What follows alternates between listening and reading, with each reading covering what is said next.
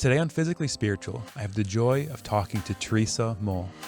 We discuss slowing down, connecting to your community, and protecting yourself from the negative effects of social media to woke-proof your life. Welcome to Physically Spiritual. I've been amazed by how much growing physically healthier has transformed my spiritual life. I'm captivated by discovering the truth about my body and how it reveals God. Physically Spiritual is my attempt to harmonize and share what I've discovered. I'm your host, Andrew Reinhart. Teresa Mull was blessed to grow up in her ancestral home in the Allegheny Mountains of Pennsylvania. She received a degree in comparative literature from the University of Dallas. Teresa's writing has appeared in the New York Times, Baltimore Sun, Miami Herald, New York Post, and many other publications. Teresa is currently an assistant editor of The Spectator World, a policy advisor for education at the Heartland Institute, and a part-time editor of the Phillipsburg Journal, where her beloved terrier, Pitkin, has a weekly advice column. Welcome to the show. Thank you. I should have brought Pitkin on here. He's pretty wise. Yeah, well, if he shows up, that's great. Just bring him on. We welcome pets and we welcome kids and everything else on the show. Okay. So I know in my life it's true, and for the people I've talked to, but so often the mission we find ourselves in, the Lord has brought us to through our story, through our life. And I was just curious, like what's the story of your life that brought you to this work you do today, which is really, my summary would be like an emphasis of traditional values. It would be maybe a back to the land message, an emphasis on community. So what did the Lord do in your life to bring you to this? Yeah, well, as you said in my intro, I grew up in central Pennsylvania, and I was kind of restless in high school. I think like 90% of my class went to Penn State University, which is like 30 minutes from where I grew up. And I wanted to not repeat high school, I guess. So I decided to go to school in Texas. I had a couple siblings who went to University of Dallas, small liberal arts Catholic college, and I had a great experience there. I got to travel. I lived in Washington, D.C. for a while and decided, I enjoyed that. It was kind of glamorous to be there in the big city where our laws are made and all that fun stuff. But I grew weary of that pretty quickly, and I moved out to Idaho. I love the Rocky Mountains. But then I basically got homesick, and I moved back home. I was going to hang out here for a couple months until I moved somewhere else, big and fancy and important, quote unquote. And that was about 6 years ago.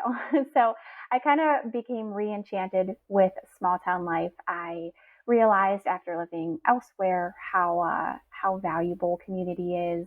I learned to appreciate all those things I had growing up that I took for granted. And as wokeness has really infiltrated our lives and poisoned our society, I've been writing since I graduated college in various forms, and I decided that I've learned so much about what it means to have those traditional values all around you.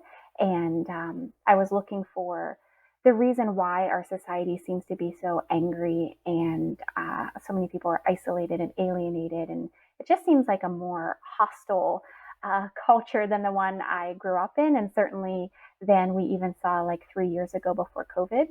And I wanted to offer a cure of sorts and some guidance to people so that they could experience the charms of country life that I have been blessed to experience, even if you don't live physically in the country. Certain habits and traditions and activities that you can adopt in your day-to-day life to kind of thwart those evil forces that are coming into our lives. So I guess a homecoming story would be how I got to write this book. Yeah, I'm curious about like that exodus and return of. You said that you didn't want to go to Penn State to repeat high school, but that's a small town, right? And you end up at the University of Dallas, like a metroplex city, and went from there to DC, but then back into the small town. I'm curious about that movement of like getting away from something, because there was something in the small town to get away from, right? But then there was also something to return to. And I'm curious about that dynamic of like, what was it specifically that you felt you needed to get away from? And then what did the city offer?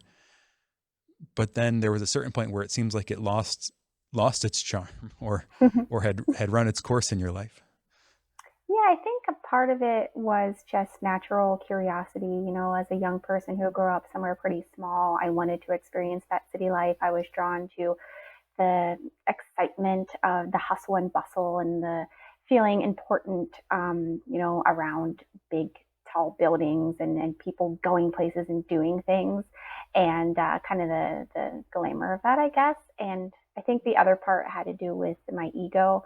I always felt that, growing up in a small, nothing town in the middle of nowhere was kind of beneath me. And, you know, you don't do anything that matters here. You're not going to become famous or whatever. But the older I get, the more I realize that that's just nonsense. You can do, if, as we just celebrated the feast of the little flower, St. Teresa, you can do your little way anywhere that you are. And, I kind of, I guess, reprioritized my life. And the more I experience the little things and try to appreciate them, I'm a long way from really being as grateful as I should for all the beautiful things. And of course, you can have that in a big city too. I just felt more connected and found it easier to make friends and actually to make a difference that you can see in a small town, because you do see the same people so often and you can really have a more personal, close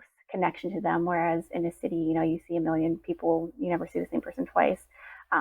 So yeah, I guess, yeah, I just kind of like the scales fell from my eyes, so to speak, and they were open to what, something that I never planned. I never planned on living where I live now, but you have to keep your heart open and your soul.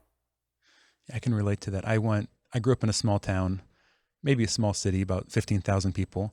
And then I went to the Ohio State University, which is like a city in and of itself with 50,000 students on the main campus.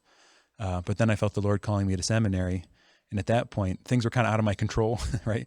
But so where the bishop sent me to graduate school was St. Meinrad, Indiana, which has an equal population of monks and non-monks in the city limits. It's about 100 monks and 100 non-monks in the city, in the town, village, really. So there's this kind of return to the country in my life too. And with that, I would say there's a quiet that's deeper than not having noise. Mm-hmm. And this is, I've experienced it like most profoundly, I think, at like monasteries, like Our Lady of the Angels Monastery at Gethsemane in Kentucky, at St. Meinrad. But I think you get it anywhere out in these kind of rural areas or out in small towns that people tend to be at peace. And that just sort of echoes in the environment. So that was like the biggest thing that I noticed in my own kind of return to the small town. The University of Dallas, I think, is one of these covert Catholic schools. It's like, you don't know it's Catholic from the name. It's like, it could be a state school. It could be, nobody knows, but it's a very Catholic college. And I'm just curious, like, where was your faith at play in this period of your life, from high school into college and your career? Mm-hmm.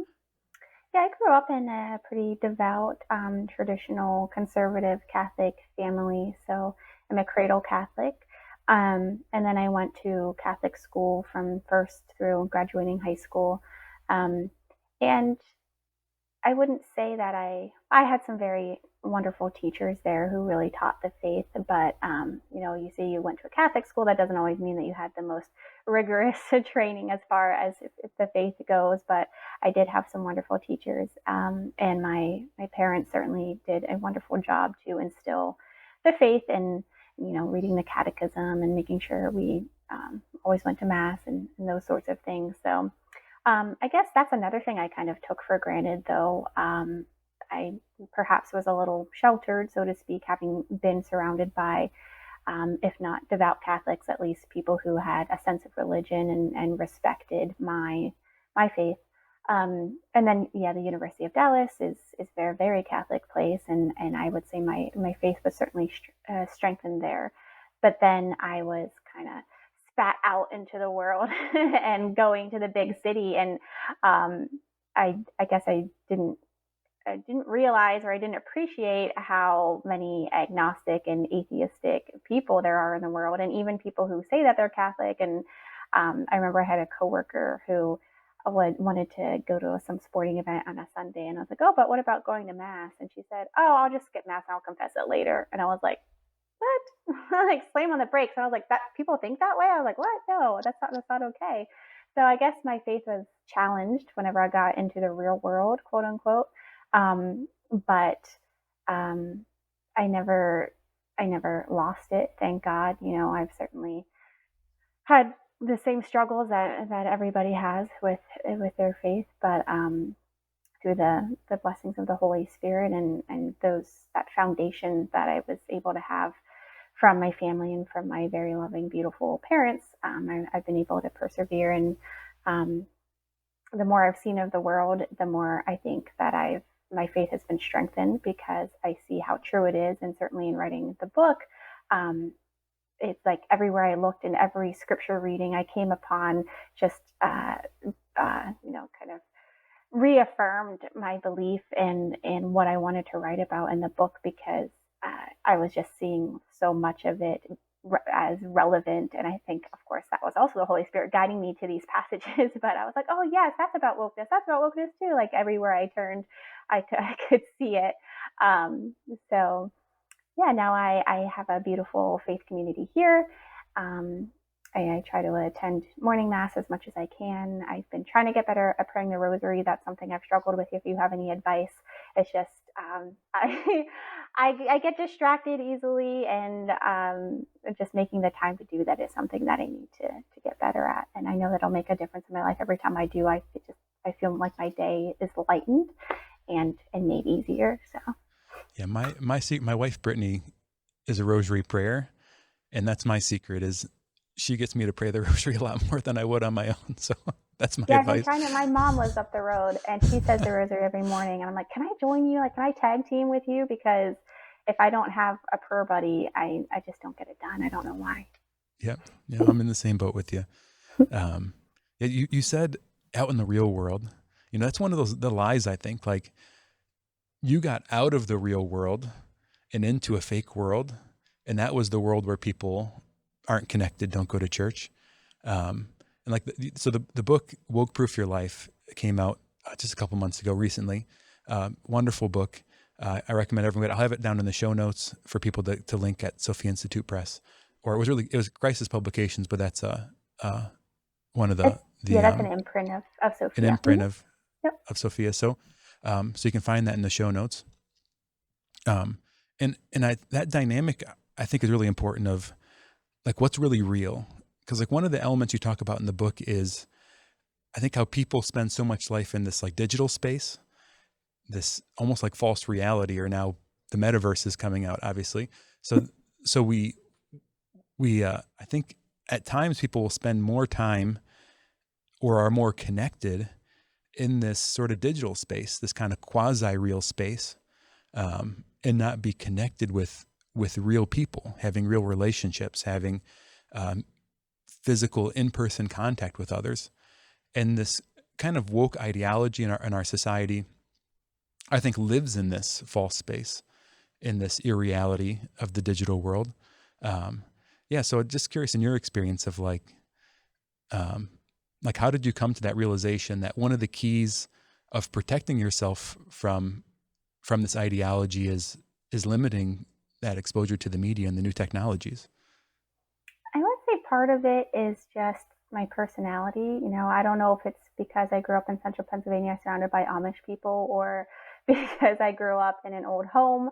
It was built like 200 and some years ago, but I kind of just naturally have an old soul, I would say. I'm not a fan of technology. I've never really been enchanted by it. Of course, I make use of technology, and I work from home on a laptop and things like that. But if I could throw away my smartphone, I would be happy to do that. I get so annoyed by emails, and I had social media for a while. I've gotten rid of it, and I just felt like a weight lifted from my shoulders. I just kind of, every time I would scroll through Instagram or Facebook or any of those things, I kind of felt like dirty almost, or like just grumpy, like my mood was manipulated by this artificial world, and I didn't like that. So I got rid of it, and now when I see people using social media so much, of course you can use all sorts of technology for good purposes to connect with a faith community, for instance, or to, find resources and information, things like that. It's so long as we're obviously moderating ourselves and putting up those guardrails of making sure that we're using it properly. There's nothing wrong with that. You don't have to reject it completely like I do. I just found it wasn't serving me. And then I see the way that it causes so much trouble in people's lives. Of course, there are good elements about it, but I think that it does more harm than good. And then you look at the scientific studies that come out about it, how it overuse of social media increases rates of stress, anxiety, depression, thoughts of suicide. What it does to teenagers, especially teenage girls, is particularly distressing and disheartening. And even your physical health, it's linked with obesity, with wrinkles, like all these things. It just seems like so bad screen time. And what I found, I think what depressed me the most about if I spend too much time, and I struggle with this too, that it distracts you from God and from creation and from one another. I'm sure you've been to a restaurant and you see a couple or a family sitting around a table and they're all glued to their phones. They're not talking to each other. You see people going for a hike in the woods and they're just taking selfies or like scrolling while they're walking. They're not looking at the beautiful leaves and the flowers or appreciating creation. And that just makes me really depressed. I hate waste, and I have this intense feeling of how precious time is most of the time. I do anyway, or I try to, and just the clock is ticking. We're only given so many precious moments on this earth, and if we're spending it scrolling on stuff that we're going to forget about 10 seconds later, and it's only the only lasting impression that this so much of our screen time has is depression. I don't know why we're doing that, and it makes me sad. So I'm trying to sound the alarm to people and make sure that you're using your technology as a resource and not a recourse, not just a thing that you're using to spend time, waste time, but it's actually edifying you. Yeah. Well, that scroll, that image, that whatever, I think it gives you a little bit of a hit, right? Mm-hmm. A little bit of dopamine, a little bit of whatever. Yeah, it's And like a drug, and you have to keep taking the drug to keep that high up. And then you need more and more of it, which is why I think the average American spends like 40%, if not more, of our waking hours in front of a screen, or of our lives, maybe. I forget. I have the stat in the book, but it's really scary. Yeah. And all these things, it's really powerful because it presents the illusion of providing for a real need, right? We need connection. We need people. We need relationship. We need to experience the light of somebody else's face and the affirmation of somebody else, that somebody likes us, that somebody wants us. Like, these are deep, basic human needs that are in our heart. Mm-hmm. And the social media presents our senses as if that's happening, but it's not actually present to us. Right. So it's like an illusion, a mirage, where I imagine like the person out in the desert, and there's a mirage, and they think they're dumping water in their mouth, but they're actually dumping sand in their mouth, and they're just blind to what's actually happening. And I think that's so much of my own experience with it is there's something in me that like needs that. And as I take it in, it feels so momentarily good, but it actually then leaves me feeling worse on the other side. Mm-hmm. So then I can continue to go back to it. Mm-hmm. It kind of like it, as opposed to satisfying, it creates a greater need for itself. And it becomes this like self-perpetuating loop, really like a hellish experience of isolation. So I connected with that element of what you wrote about and what you're saying. Because we are vulnerable to our environment as humans. Like, that's just human nature. Like I think the idea of the Lone Ranger it's a lie. There's nobody unaffected by their environment. Like that time you were in DC around these people, like that affected you, whether or not you wanted it to. You can't close your heart off to the world around you. Mm-hmm. And this is why like the community we're with is so important, because the people we're with are the people we're going to become like. We're going to become more like them. Mm-hmm. And that social media world makes us into a person who can't relate to the actual world we're around. It makes us incapable of reality, of being in truth. And so I'm curious in your own life, as you return to the small town, as you sort of rediscover that element of yourself, like how did you find yourself change in that environment?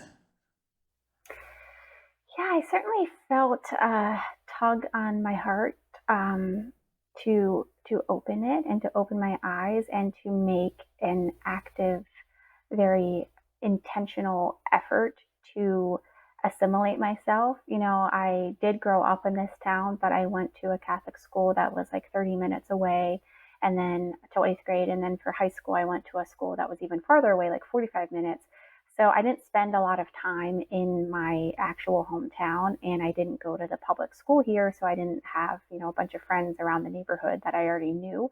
So it was kind of like I was starting fresh a little bit in my own hometown. I'm very fortunate that my parents live here, so I had that connection. And I had a friend that I had worked with at a local restaurant while I was going through college over the summers, and I ran into her well, I went to the local gym, and then so I reconnected with her, and kind of slowly, it was almost as if God was putting out like little breadcrumbs, like the fairy tale, just saying, take this one step. Like, okay, you made a new friend, and then you made this connection, and I started to kind of open my eyes literally to like the nice old architecture in our downtown. It's been a while, like so many older towns nowadays that have seen their glory days are kind of behind them, but there's a really nice community of younger people who are trying to build up our historic downtown and bring some shops and things, businesses back to that area. And I became a part of that. So um, I guess, yeah, as I said, I kind of had this little tug to, I was inspired to open my eyes and my mind and my heart, but then I had to make the effort. It's not like the Hallmark movies, unfortunately, where you just move back to your your small hometown and you meet your old high school crush and you fall in love and get married and live happily ever after. There are challenges. There are, running into the same people so often can be delightful, joyful. But you also run into the annoying people or the people that you might not get along with, see eye to eye, but you have to learn to get along with them because you're going to see them a lot and you have to learn to work together. So, yeah, I don't want to have your listeners take away that you're like, oh, yeah, I'll just move to a small town. It'll be magic. It'll be perfect little life. I think I have so much more contentment and happiness and satisfaction living in a community with people that I know and love and trust than I did in the big city. But again, you can find that in a big city if you make the effort. If you, I encourage people to look at in their church communities first and foremost, where you have the same values as the people that you're attending church with, and to kind of build from there if you need to. But yeah, just realize that you have to be open to what the Holy Spirit is calling you to do and to seek joy. I have that quote in the book, surround yourself, which is kind of a vague term that that we see popping up in the world. But there are studies, as you said, if you want to become a happier, healthier, holier person, to surround yourself with like-minded people who want the same things that you do. If you want to quit smoking, it it behooves you to hang out with a bunch of people who don't smoke, and you'll be less likely to smoke. Same thing with eating healthily or exercising more. If you hang out with a community of people who are doing those life-giving behaviors, then they're going to help you. And the same thing goes for your soul. If you're striving to get to heaven, spending time with people who want the same thing and want to help you do that is a good way to do it. And the same, the opposite is true. If you're hanging out in a place that's full of evil, I encourage people to try to get away from that if they can, and to move and to ask Christ to guide you to where you should be living physically, if that's something that you feel called to. Yeah, I love that breadcrumbs image because it's the little things, right? Like it's Mm-hmm.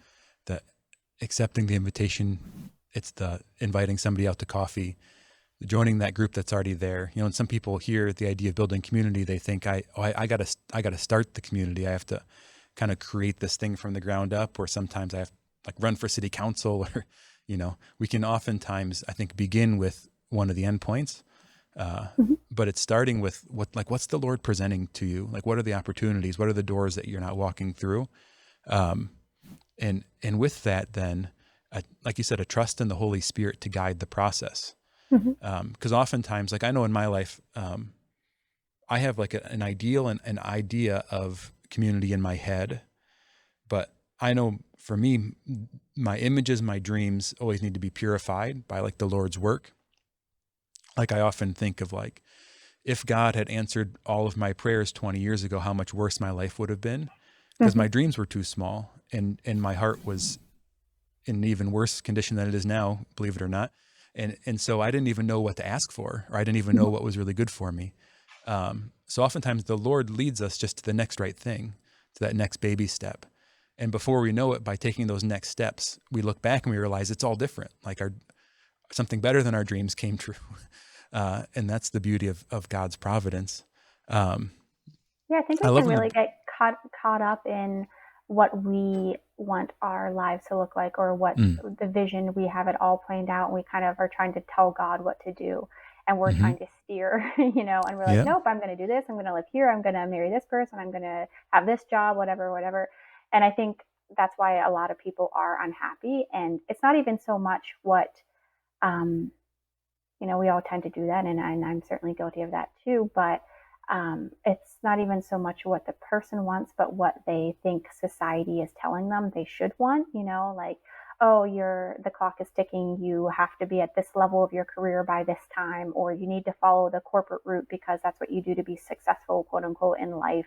And that again goes back to the shallowness of social media, which is all about appearances, and so much of what people are striving to do is all about impressing their neighbors or getting to this level of their life because they think that's what you're supposed to do, but that's not necessarily what God wants us to do. Like look at the path that Saint Joseph took. He was a humble carpenter. He was not, climbing the ladder and and doing all these fancy things. He was just doing what God asked him to do, and I'm sure he found a great happiness and contentment in that. And you just need to take it day by day because God's always throwing us surprises. He's always putting new people in our lives, presenting us with new challenges and opportunities and little goals that He wants us to accomplish.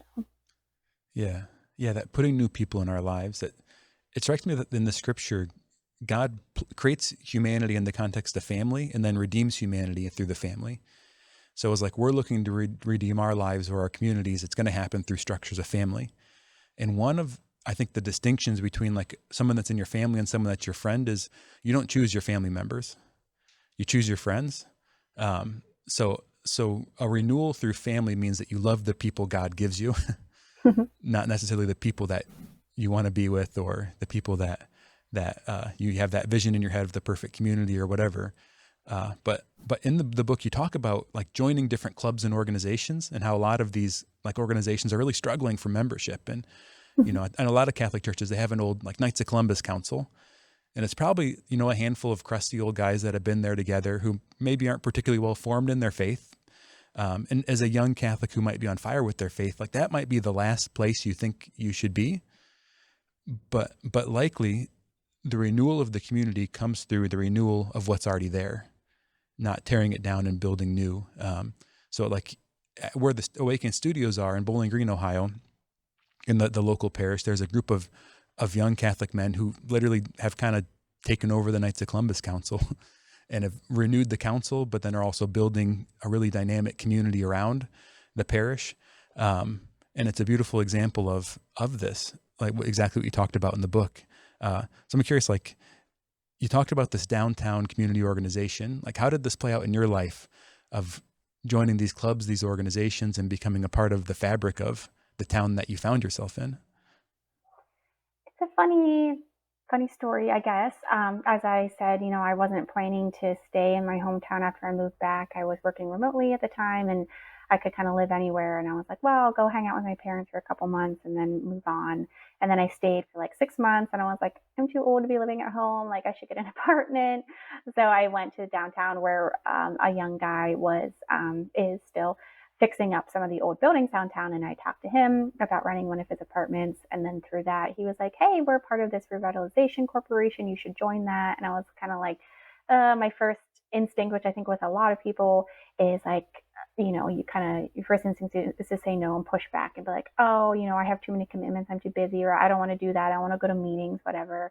but why not? Why do we have such hesitancy? Why are we so against joining clubs and volunteering and being part of things? And again, I think, God puts people in your lives. He inspires other people to ask you to do things, to give you opportunities to serve.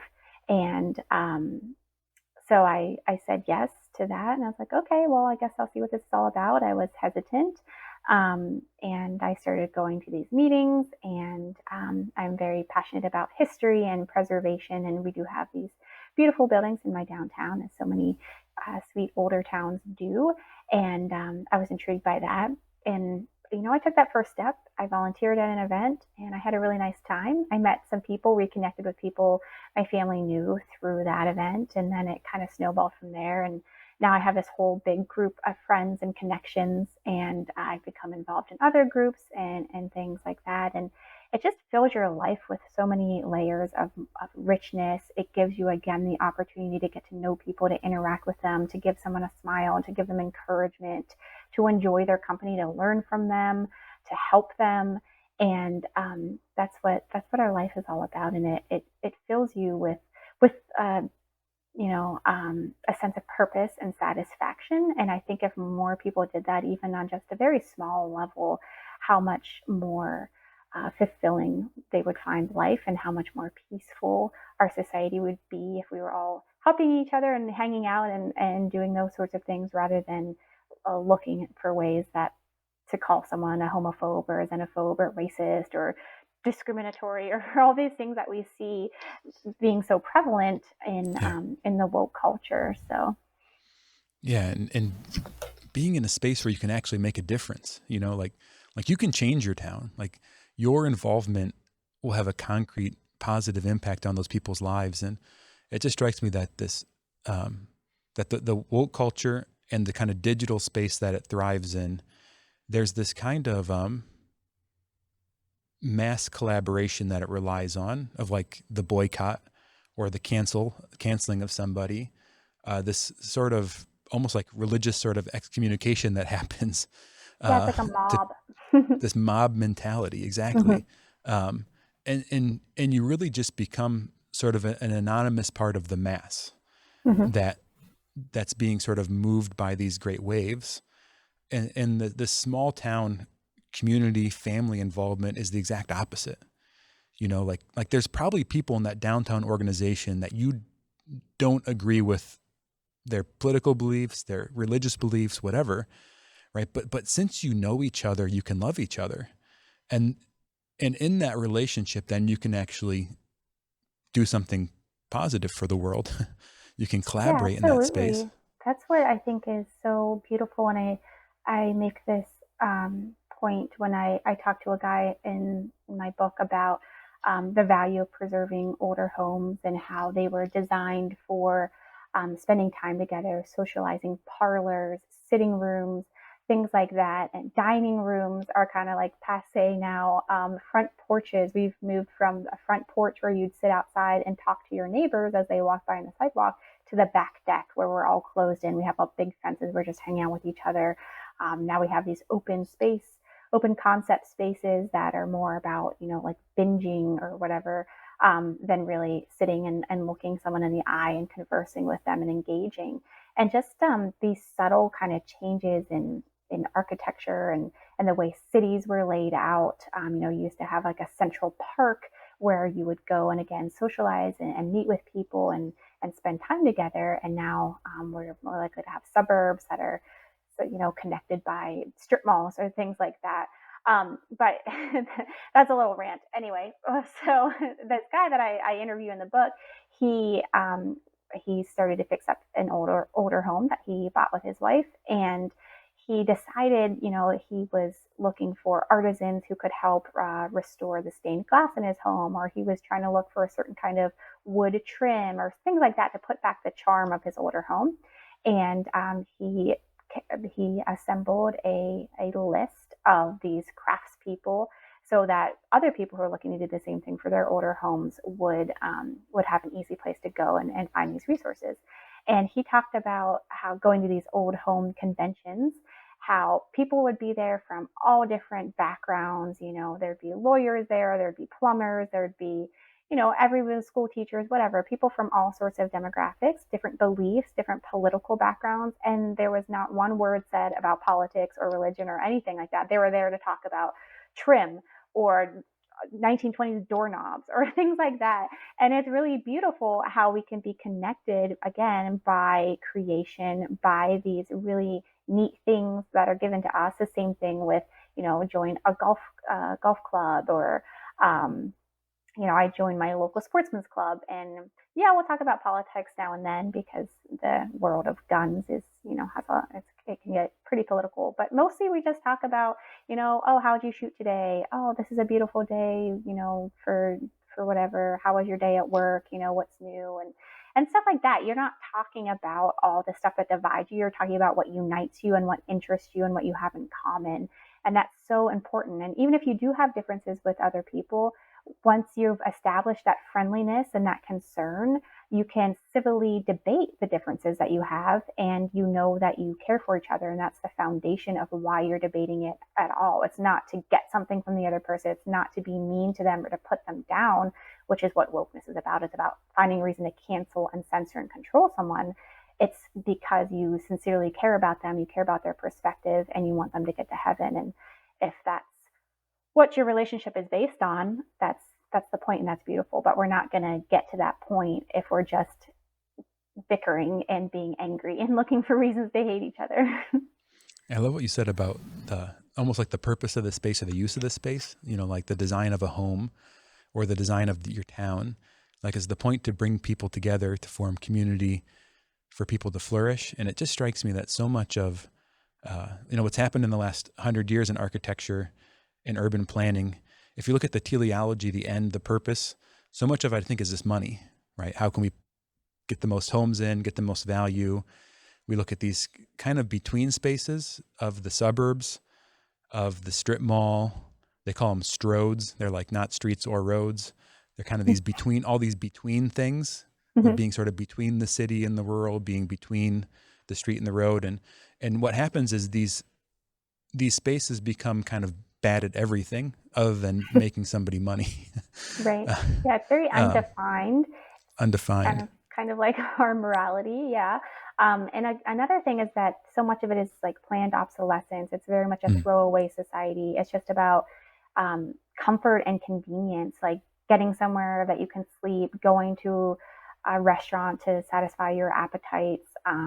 Just, you know, is that the purpose of life, or is there more to it than that? It seems like so much of our society and the architectural planning that you just defined is just about getting to our hedonistic desire, satisfying them as quickly and easily and efficiently as possible, and that's it, and making somebody rich. You know, I think about that with like Amazon Prime. Like you can sit on your phone and click twice, and then all of your needs arrive, and needs, quote unquote, on your doorstep the next day. You don't have to do anything. You don't have to interact with anyone. You don't have to go outside. You don't have to make any effort. And I'm like, is that really what our life is about? We can do better. Yeah, definitely. I've been highly influenced by the New Polity think tank out of Steubenville. They are taking a radical interpretation of Catholic social teaching based on the way that it was lived out in Christendom in the Middle Ages, and their interpretation of classical thought. And sort of trying to apply it to the modern context. And they're just right now finishing a series on good cities or redeeming the city, you know, because we're presented with the vision of heaven as a city, a new Jerusalem. And one of the points that they've brought out in the series is that the classic notion of polity or city, the rural space was considered part of the city, right? So there was sort of this dense core of the town where you would have the arts and culture and the trade and the church and the sort of gathering space, but that was contained by some kind of wall or structure. Then you had the rural space. You had the place where there was the production of food and the majority of people lived. But there was this understanding that it was all one civic thing, the kind of country space and the town space. And we now have this kind of dichotomous relationship where they're separated. and oftentimes by this kind of urban sprawl of the suburbs or what have you. But there's no longer um, any close relationship. And I think this is one of the potential values of a small town, is you can still have this relationship preserved where like your farmers are close enough for you to know them. Like there hasn't been this suburban sprawl of these between spaces that have just sort of planned obsolescence, like aren't headed anywhere, aren't created for flourishing. And it's small enough that you can have a real impact. So that's been a thought that I've really appreciated, and I would recommend to any of the listeners to check that out. I'll put it in the show notes. But I was just curious of your thoughts on that idea of the redemption of the city. Yeah, I make the case in the book. I have a little subchapter called "Beware the Burbs." So I advocate for tight knit, close living. Either I prioritize or I emphasize how wonderful small town and rural life is. But I would say either choose that or choose like a historic part of a city, because as we spoke about, even that I think is better than that vague urban sprawl, because the thing about older parts of the city is that people did live in community. You do see the same people every day. You do have those front porches, you have those sidewalks, you tend to have those parks, and a city center or a part of a neighborhood that is conducive to getting to know one another and help one another, and you're going to the same shops on your street, those sorts of things. Whereas the suburbs are really neither here nor there. I cite a few studies and some analysis that some academic researchers did about people's attitudes who live in the suburbs, how they are looking for that space and kind of that small town community, but it's almost like a place where you go to sleep and eat, and then you use the city as if it were your small town. So you rely on it for resources, but you're not a part of the city. So you go to the city to get stuff, and then you go to your, half-acre property with your back deck, and you're all closed in with your privacy shrubs, and then you don't have any interaction with your neighbor. I mean, of course, I'm painting with broad strokes here, and you can have your backyard neighborhoods and your friends that you interact with, but it's not as likely. And there's research showing that people who live in the country are more likely to call their neighbors their friends, and that people who have access to green space, and live rurally are happier and healthier.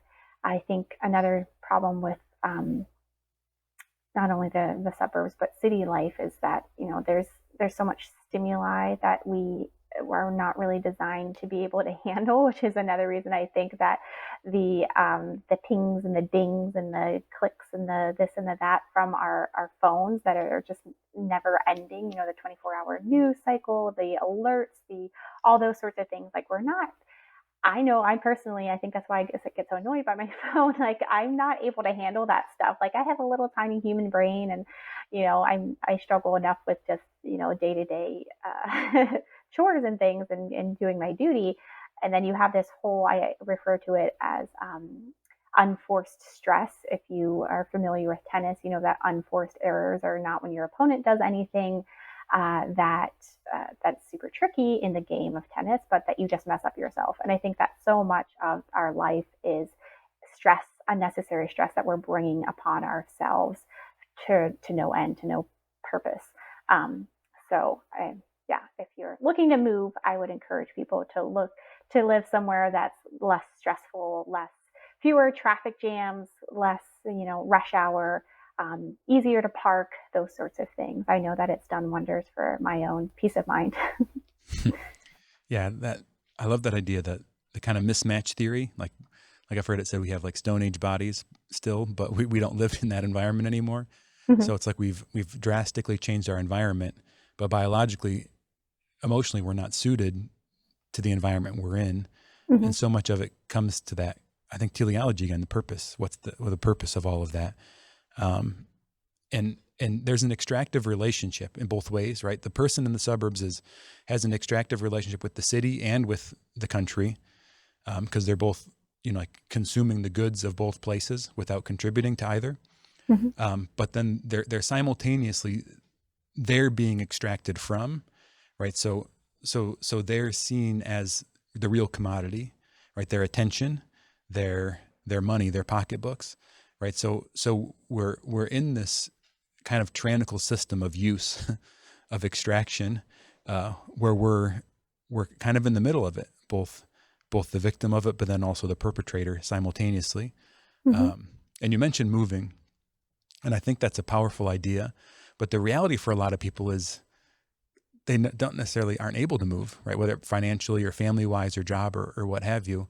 But I love in each chapter of the book, you give a bunch of like practical suggestions, and a lot of it, there's some big things like moving, but then there's also like little things you can do. I think of like in my own space, we live in a suburban space. Um, it's not technically in the suburb, but it's kind of developed that way. Um, so I've been trying to do little things like trying to grow some of my own food. Um, we have a lot of oak trees in the neighborhood, and I've discovered that there were whole groups of Native Americans who were able to forage and use acorns for food, right? And you just have to do certain things to process it to make it editable. Mhm. Well, I'm surrounded by these trees that are dropping literally tons of food every year. So what can I forage from the space that God has given me? Um, and what are the baby steps? So I was just curious, like, what are some suggestions you have of like, okay, the person's not ready to move yet, but what are some baby steps they can do to start to shift into being uh, less of this sort of extractive use relationship with the world around them? Yeah, you can do so many simple things that kind of makes your city life or suburban life or wherever you live kind of imitate that ideal that we're talking about, or whether it's getting to know your neighbor. If a new person moves to town, bake them a pie, make them a card, something like that, welcome them, introduce yourself. That's kind of these old fashioned traditions that we've kind of lost along the way whenever we've become so self-absorbed collectively, I would say, and certainly absorbed in an online world. Just try to be more real life, more in person, more you might have to, I'm a little bit shy, but put yourself out there. Think about if you were the new person who moved to town, or if you were the guy next door. Don't you want to know your neighbors? Wouldn't you welcome someone just shaking their hand and say, hey, I'm your neighbor, and this is what I do, or just, I noticed this tree limb was hanging over, and you might want to get that taken care of. Just simple things where you're thinking of the other person as a neighbor, as somebody that you care for. Think of them as a friend. And again, the golden rule, think how you would want to be treated. Maybe have a barbecue and invite them over, or simple things like that, just these old fashioned traditions. And then I also encourage people, if you are maybe stuck somewhere that you're not super satisfied with in an urban environment, or somewhere that's just not inspiring to you, try to infuse your life with that kind of small town attitude and mentality by visiting places like that. Chances are, if you live in a city, there's probably a nice small town that you can go to, maybe once a month or something like that, where you can go slow down and just almost like a retreat, but you can take it to somewhere that's not necessarily a religious retreat, but just somewhere that reminds you what it's like to be part of a community. Maybe you can.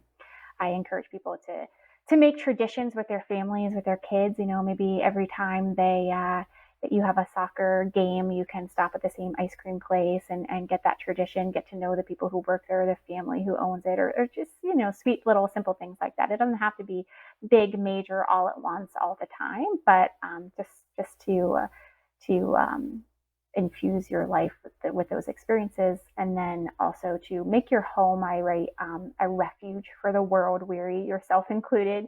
I like to have artwork and pieces of furniture and family heirlooms and things like that, books that remind me of a wholesome way of life, of works that have inspired me and made me the person I am, and fill my soul with warmth and joy. Just to have those sort of reminders around, so whenever you walk into your home, you're like, okay, there's a crazy woke world out there, but at least whenever I'm here, I'm reminded of Christ's love and of family and, having pictures around things like that. And then to make it a place that people feel welcome and they are refreshed whenever they come into your home and have a meal there, or just to sit and chat with you over coffee or things like that, to really open your home to other people who again are like-minded and share the same values that you do.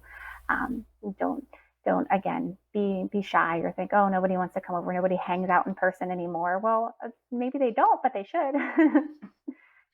Yeah, and in all of this, there's something in the human heart that still cries out for it. Absolutely. So this is the beauty of it, is you'll be an agent of transformation for the world around you. There's a kingdom dynamic, right? In manifesting the kingdom of God, there's a way that we sort of bring back the garden a little bit, right? That space in your home becomes that refuge, that place where people can encounter something deeper. And that's the power of the gospel. It's not meant to be locked away behind the walls somewhere of the church or in a ghetto or something like that, but the church is meant to transform everything. And doing this will have that effect in some small way, in some limited way before the second coming, but the Lord will work in that space. Teresa, thank you so much for coming on the show, for your book. Head down to the show notes, Sophia Institute Press, get Woke Proof Your Life. If you want to find any of Teresa's other writings, anything she's up to, you can go to theamericanfrontporch.com and you can find anything we talked about today down in the show notes. Thanks again, Teresa, for coming on the show. Thank you for having me. I had a lovely time. Yeah, God bless. Thank you so much for listening to or watching Physically Spiritual. I'm so grateful for every moment you give into this show. Please remember to subscribe, like, follow, and share the show. And if you want to support everything we're doing at Physically Spiritual or at Awaken Catholic, you can become a patron of the show at physicallyspiritual.com. To find anything I'm up to, head over to becominggift.com. God bless everyone.